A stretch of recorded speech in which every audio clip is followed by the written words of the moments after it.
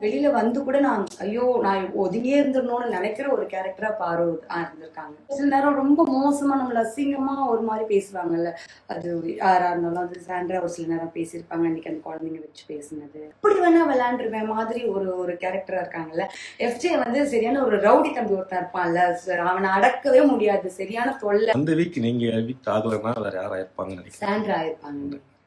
நான் சாண்ட்ரா தான் ஆவாங்க நினைச்சிட்டு இருந்தேன். இதுக்குடா இவன்ட்டு போய் அந்த மாதிரி ஒரு ரவுடி பையன் எனக்கு. ஆனா இவங்க ஏதோ நம்ம நாமினேட் பண்றாங்கன்னு எனக்கு டவுட் கூட இருந்திருக்கு. அது கூட அவங்க பேசும்போது சீ நம்ம இந்த பொண்ணை போய் அப்படி நினைச்சிட்டோமே, அப்படிலாம் இருக்காதுலாம் நான் யோசிச்சிருக்கேன். அப்படிதான் அவங்க வெளியில வர வரைக்குமே ரிலேஷன்ஷிப் இருந்தது. ஆனா வெளியில வந்து அவங்க என்னை பத்தி இப்படிலாம் இந்த வாரத்துல சொல்லியிருக்காங்களா சீரியஸ்ல அப்படின்னு எனக்கு ரொம்ப ஆச்சரியமா இருந்தது. கல்ஸ் இல்லைன்னா அரோரா டைட்டில் வின் பண்ணுவாங்கன்னு நினைக்கிறேன். வின் பண்ணணும்னு ஆசைப்படுறேன். வணக்கம் கனி. வணக்கம். எப்படி இருக்கீங்க? நல்லா இருக்கேன். நீங்க எப்படி இருக்கீங்க? எல்லாரும் நல்லா இருக்கும். ஸோ வெளியே வந்த உடனே ரெஸ்பான்ஸ் எப்படி இருக்கு உங்களுக்கு? ரொம்ப நல்லா இருக்குங்க. நான் அதை எதிர்பார்க்கவே இல்லை. இது வந்து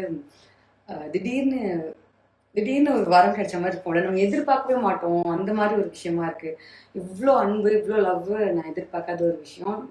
I am very very grateful for that. So நீங்கள் வெளியே வந்த உடனே நீங்கள் ஃபஸ்ட்டு பண்ண விஷயம் எது?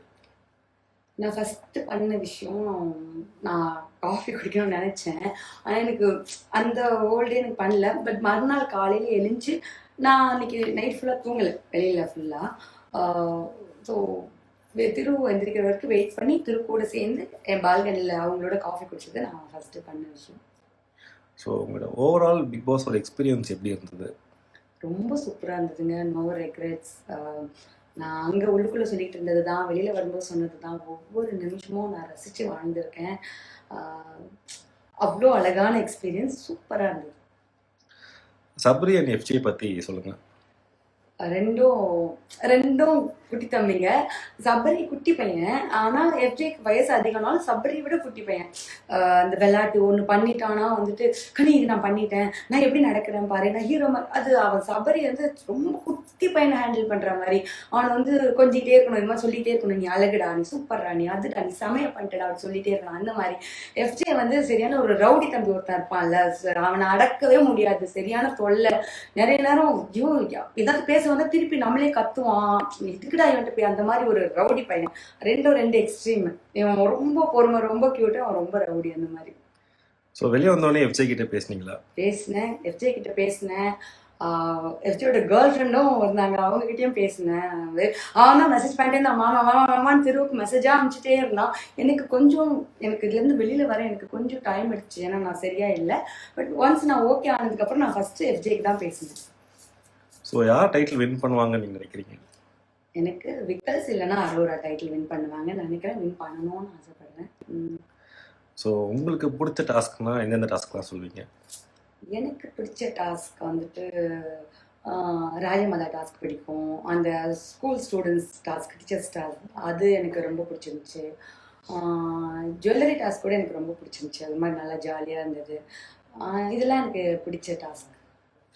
ஸோ பிக் பாஸ் வீட்டில் நீங்கள் கற்றுக்கிட்ட ஒரு விஷயம்னா என்ன விஷயம் சொல்லுவீங்க? இப்போ நம்ம ஒருத்தவங்கள ஒரு லேபிள் பண்ணி இவங்கன்னா இப்படிதான் இருப்பாங்க அப்படிதான் இருப்பாங்க நம்ம ஒதுங்கிடுவோம்ல. அந்த மாதிரி இல்லை, பிக் பாஸ்ல தான் ஒருத்தவங்களோட பழக அவங்கள பத்தி ஃபுல்லாவே தெரிஞ்சுக்குவோம். இதுதான் இவங்க, இதெல்லாம் இவங்களோட நெகட்டிவ்ஸ், இதெல்லாம் இவங்களோட பாசிட்டிவ்ஸ்ன்னு நல்லா தெரிஞ்சுக்கிட்டு அதுக்கப்புறமும் நம்ம அவங்களோட பழகுவோம். அதுக்கப்புறமா நம்ம அவங்களோட பேசிக்கிட்டே இருப்போம். அது ஒரு நல்ல விஷயம். வெளியிலையும் கூட அதை பண்ணணும்னு நினைப்போம். நான்லாம் ரொம்ப ஐயோ இவங்க நமக்கு செட் ஆக மாட்டாங்கன்னா அந்த பக்கமே போக மாட்டேன். ஆனா அப்படி இல்லைல்ல, அவங்களுக்காக ஏத்துக்கிட்டு என்னவா இருக்கும் அப்படின்ற ஒரு விஷயம் நல்லா இருந்தது எனக்கு. நான் அதை அங்கே கத்துக்கிட்டது. பார்வை பத்தி சொல்லுங்க.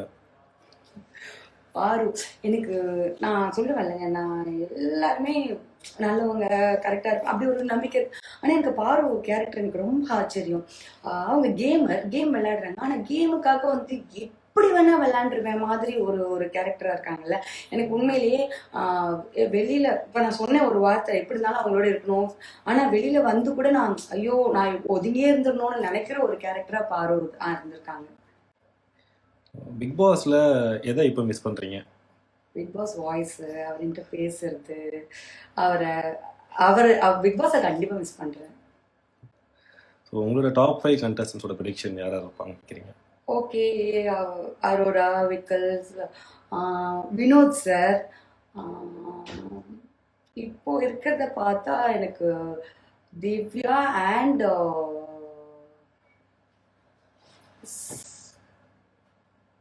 சபரி சபரி சொல்லலாம்.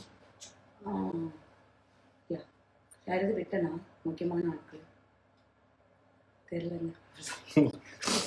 ஸோ அந்த வீக் நீங்க வீக் ஆகலைன்னா வேற யாரா இருப்பாங்கன்னு நினைக்கிறேன். சாண்ட்ரா இருப்பாங்க.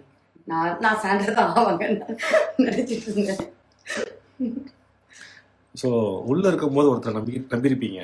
ஸோ வெளியில வந்ததுக்கு அப்புறம் ஐயோ இவங்களே நம்பணும் அப்படின்னு சொல்லிட்டு யாராச்சும் இருப்பாங்களா? அப்படி யாராச்சும் இருக்காங்களா? இருக்காங்க. நான் ஆக்சுவலி எபிசோட்ஸ் எதுவுமே பார்க்கலங்க. ஆனா எனக்கு கெமி பத்தி சொன்னாங்க. கெமி வந்து வெளியில ஒரு மாதிரி என்னை பத்தி கொஞ்சம் இன்னும் அதுவும் பார்க்கல, கார்ல கேட்டதுதான். அதை வச்சு நான் சொல்றேன். இது இவங்க வெஸ்ட் பாட்டில் இவங்க நடிக்கிறாங்க, அந்த மாதிரிலாம் சில விஷயங்கள் அவங்க சொல்லியிருந்தாங்க அப்படின்னு எனக்கு ரொம்ப ஆச்சரியமா இருந்தது. போன நாள்ல இருந்து நான் ஃப்ரெண்டா இருந்தது கெமியோட தான். ஒரே பெட்ல தான் படுத்திருக்கோம். நைட்லாம் கட்டி பிடிச்சி லவ் யூ சொல்லிட்டு தான் தூங்க போவாங்க. கடைசியா அவங்க வெளியில வரதுக்கு முன்னாடி கூட அவங்க கையில ஏதோ பிரச்சனை இருந்தது. நான் தான் அவங்க ட்ரெஸ் எல்லாம் துவைச்சு கொடுத்துருக்கேன். நீங்க உள்ள பாத்தீங்கன்னா கூட நான் அவங்க ஒரு நாள் கூட நாமினேட் பண்ணியிருக்க மாட்டேன். எனக்கான இவங்க ஏதோ நம்ம நாமினேட் பண்றாங்கன்னு எனக்கு டவுட் கூட இருந்திருக்கு. அது கூட அவங்க பேசும்போது சீ நம்ம எந்த பொண்ணை போய் அப்படின்னு நினைச்சிட்டோமே, அப்படிலாம் இருக்காதுன்னா நான் யோசிச்சிருக்கேன். அப்படிதான் அவங்க வெளியில வர வரைக்குமே ரிலேஷன்ஷிப் இருந்தது. ஆனா வெளியில வந்து அவங்க என்னை பத்தி இப்படிலாம் இந்த வாரத்துல சொல்லியிருக்காங்களா சீரியஸ்ல அப்படின்னு எனக்கு ரொம்ப ஆச்சரியமா இருந்தது. வினோத் அண்ணா பத்தி சொல்லுங்க. நிஜமா நான் உள்ள அவர்கிட்ட நான் ஃபர்ஸ்ட் அந்த அவர் சூப்பர் டீலக்ஸ்ல இருக்கும்போது அவர்கிட்ட எனக்கு பழக பெருசா இது கிடைக்கலங்க.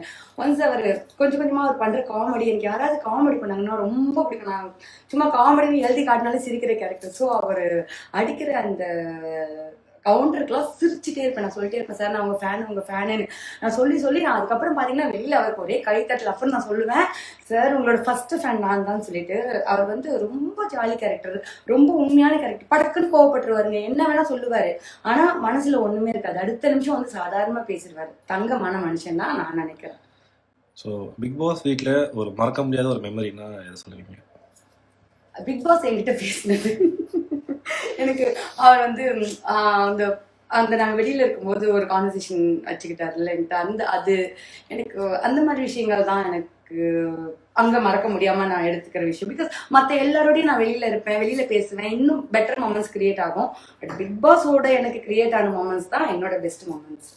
ஸோ அதே பிக் பாஸ் வீட்டில் மறக்கக்கூடிய விஷயம் இது இந்த விஷயத்த மறந்துடணும் அப்படின்ட்டு ஏதாச்சும் இருக்குங்களா? இது மறக்கணும் அப்படின்னு நான் நினைக்கிற விஷயங்கள்னா ஒரு மாதிரி ஒரு சில நேரம் ரொம்ப மோசமா நம்மள அசிங்கமா ஒரு மாதிரி பேசுவாங்கல்ல, அது யாரா இருந்தாலும். அது சாண்ட்ரா ஒரு சில நேரம் பேசியிருப்பாங்க, இன்னைக்கு அந்த குழந்தைங்க வச்சு பேசினது.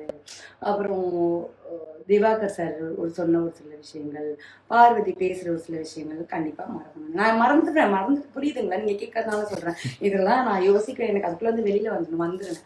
அந்த மாதிரி விஷயங்கள் தான். ஸோ நிறைய மக்கள் இங்கேருந்து லவ் சொல்லிக்கிட்டே இருக்காங்க. நிறைய ஹார்ட்டினா பறந்துட்டு இருக்கு. நிறைய ஹார்ட். நீங்க பாத்தீங்கன்னா நான் வந்து பிக் பாஸ்ல நான் சூப்பர் டீலக்ஸ்ல இருந்தேன்.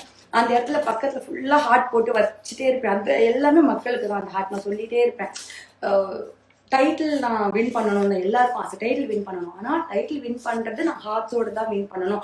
ஹார்ட்ஸா டைட்டில்ஸ் ஆனால் நான் ஹார்ட்ஸ் தான் சூஸ் பண்ணுவேன்னு சொல்லி தான் ஒவ்வொரு ஹார்ட்ஸும் போட்டிருப்பேன். ஸோ வந்து அவ்வளோ ஹார்ட்ஸும் உங்களுக்கு தான். Thank you so much. Thank you.